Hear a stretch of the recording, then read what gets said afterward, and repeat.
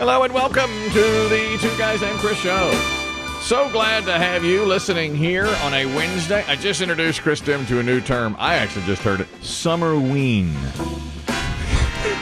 Yeah. It's the, well, Okay. we mentioned it's the selling of Halloween items in the middle of summer. You know. Yeah, see, you had to explain it because I thought, when a gentleman comes out of a swimming pool and the water's chilly. Yeah, I did, I immediately went privates as well. Summerween. That's your summerween. Summerween. Oh, you got Summerween. Or maybe weaning yourself off of summer. Okay. Like, it's a little chilly, so it's like, oh, man, summer. I'm weaning myself off of summer. Grab a long sleeve tee out the door. It's like yesterday was probably the best weather I've seen in forever. Superb. Oh, great. My daughter had a cross-country meet, which I went to, and we sat outside for an hour as they did the start, the finish, all of that. And it just could not have been more perfect. I'm the only person that doesn't like that. Doesn't like nice weather? I don't like nice weather. I like the heat. I like the humidity, so I can make myself suffer a little bit. I like that suffering. And because those glimpses of autumn, because yesterday here, it was like in the morning, and today in the morning, it's a little cooler, just that autumn feel in the air. Means the ending of summer and the beginning of fall, and I'm the only person that doesn't like fall. Yeah. Yeah, you say it's your favorite season, but it really not. isn't. No. It's not. Well, and I saw a thing yesterday, and I guess this isn't for you because it was the thing on social media saying who's ready for, a nice, crisp 50-degree Sunday with football on. No. You got chili cooking. You got a fire going. No, God, no. I don't like any of that. I don't like leaves falling. And because it's the precursor to winter, which I loathe. I loathe winter.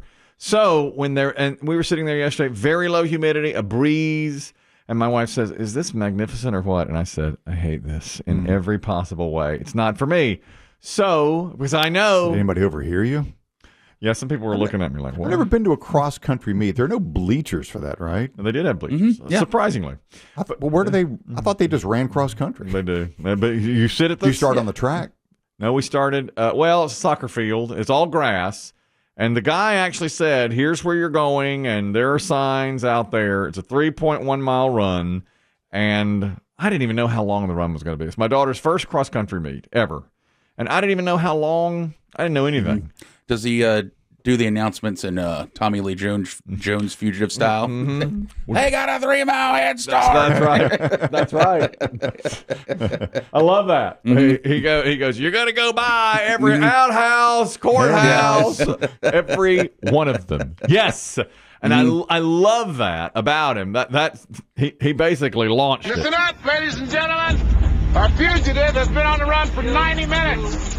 Average foot speed over uneven ground, barring injuries, 4 miles an hour. That gives us a radius of 6 miles. What I want out of each and every one of you is a hard target search of every gas station, residence, warehouse, farmhouse, hen house, outhouse, and doghouse in that area. Checkpoints go up at 15 miles. Go get it. And they sent out the runner. Can you imagine? I'd be hype at a cross country. If that's how they started it. Yeah, I went in the audience. I'd be like, let's do this. Yeah. I said to my wife, because they did, they fired him up. And I said to my wife, I want to run with her. I want to run out there alongside her. And my wife said, sit down. Please sit down. Sit down. Sit down. Just get out your phone. They'll be gone for 20 minutes. Yeah. More than. You're just going to have to cheer every half hour. That's all you do. That's all you. So we sit at the start-finish line. And you're right. It's cross country. So, so they disappear. They disappeared. And so all the parents are sitting at the start-finish line. They fired the gun. They're off. They still fire a gun. They fired a gun. I saw them. I saw my daughter go for a minute. You could still see her in the distance. And then I, got on my phone and started doing my scroll here. Have you been interacting with the other parents? No. We just sat and, chatted and, doing this and that. And I did my Wordle and, got all that done. Got it in 4. Is that them? No. Okay. And then the distance. That's some 5-year-olds. Right. And in the distance, my wife said, I think I see her. No, that's not her. No. And then about 27, 28 minutes later, she's like, all right, pay attention. They're going to start coming back. Do they come back as a group or they come in straggling? Straggling. Well, not straggling, but, spread out. Yeah. Spread out. One young lady, whose name I learned was Joy, did it in 23 minutes and something. It was very impressive. Now, we missed the boys' meet. The boys were first, and then the girls. And my wife said, do you want to go support the boys? And I said, no. I don't want to go home. No, I don't. Because that's an hour earlier. Yeah. And I said, no, I want to show up. So we showed up as the boys were finishing before the girls started. But I was told the winner in the boys' race did it in 16 minutes and some odd seconds. That's 3.1 miles in 16 minutes. That's an impressive run. Over uneven ground. Over uneven ground, the average foot, you know what it is, 4 miles an hour. That's 4 miles an hour. He did 3.1 in 16 minutes.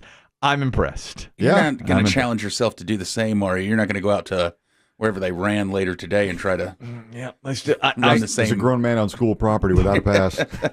When it was done, he's running through the woods. I went to the coach and I said, time me. Shoot the gun. What? Just shoot the gun and start the clock. Shoot the gun. Do you even have a kid here? Are you a parent? What? I told him, I want at this. He told me about you. I said I want it. And Biggie said the nicest thing perhaps he's ever said to me today. Apparently there's a picture going around of Coach K lifting weights, the former coach at Duke, bench pressing with the Duke players at age 77. And Biggie said, that's going to be you. I said, yes, I want that. Yeah, that reminded me of you still showing up when you're supposed to be retired and bothering everybody. That's right. Can't let it go. Look, long retired, can't let it go. Get in there. Gotta compete. Yeah. Got to. And bother. I love it. I love that about Coach. Because it was supposed to be a picture of Grace and Allen doing like up downs, like, and in the background you just see, you're like, is that Coach K laying on a weight bench? That's right. Huh. And it is. In there at age 77. I said, that's going to be me. You were talking about back to track. I saw this during the Olympics, I suppose. And I never thought about this, and I'm not sure when it happened. Maybe this could be a job for our fact checker. But you were talking about when your daughter's race began, they fired the starting pistol. Yes. And they still do that at the Olympics, of course, when it comes to the races, the sprints, the longer distance races. They all start with a gun. Yes. And scientists have found, and this is, of course, really getting to the minutia of running, that because the starter is either on one side of the track or the other. I can't remember if he's on the outside of the ring or on the inside. But, that fires the gun. And they say that, like, if you're at the elite level, the closer you are to the gun, the faster your reaction time. Really? It can be as much as they say as a couple of hundredths of a second, which in a 100-meter race could be the difference between first and second place. Which Noah Lyles just won in the Olympics by a photo finish. Yeah.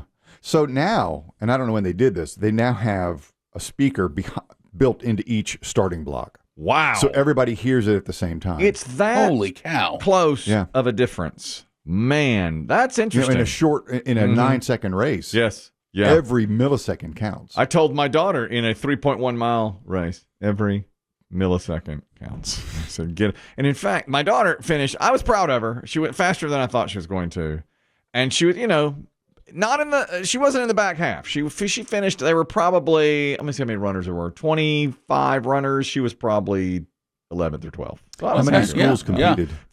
4 schools competing, and about 25 runners. How does it score? Just everybody's kind of averaged together? They give you, as you cross the finish line, my daughter's school, her teammate finished first. They give you a little piece of paper, a little ticket. I think hers just had a 1 on it. And then I believe they add together, like, what you finished. Okay. And then average it out. I'm not sure, honestly, the scoring. I never competed in cross country. No, you just watched. I watched yesterday.